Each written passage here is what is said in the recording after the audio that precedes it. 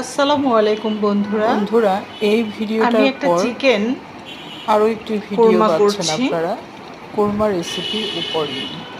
যে কোরমাতে আমি আমার মশলা চ্যানেলটি ইউজ নতুন, করেছি যারা দেখবেন আমার নিজের সকল হাতে করা ভিউয়ার্সদেরকে মশলা, বলছি যেটা আমি কোরমাতে আপনারা ইউজ করি। সাবস্ক্রাইব করে নেবেন এখানে প্লিজ। আছে আদা বাটা, আর ধনে যেহেতু গুঁড়া, আমার চ্যানেলটা একেবারেই পোস্তদানা নতুন, বাটা, আমার অনেক ভুল আছে তারপর আছে ঘি এবং অলিভ অয়েল, ভিডিও ধারণের মাঝে, এলাচি, এডিটিংয়ের মাঝে দারচিনি, অনেক কিছু প্রবলেম হচ্ছে।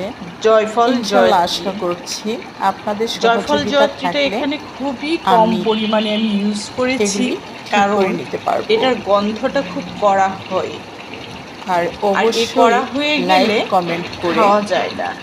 ভুল চিকেনটাকে আমি কষিয়ে এবং নিচ্ছি। ভালোটা জানিয়ে কষানো হয়ে দিবেন। গেলেই আমি এখানে দুধ দিয়ে দিব।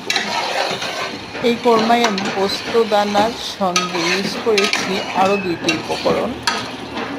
এখানে আমি 2টি চিকেন উপকরণের নিয়েছি, মধ্যে একটি হলো মাওয়া। ফুল মাওয়াটা আমার একটি বাসায় চিকেন ছিল না, এবং তাই আমি হাফ আমার একটি হাতে চিকেন। তৈরি করে এটাতে দিয়েছি।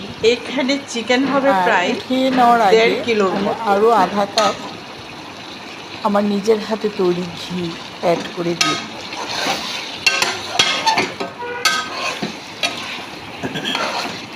আল্লাহ হাফেজ। আমার জন্যে অবশ্যই দোয়া করবেন। আর আমার চ্যানেলটি অবশ্যই রিচ করার দায়িত্ব হইল আপনাদের।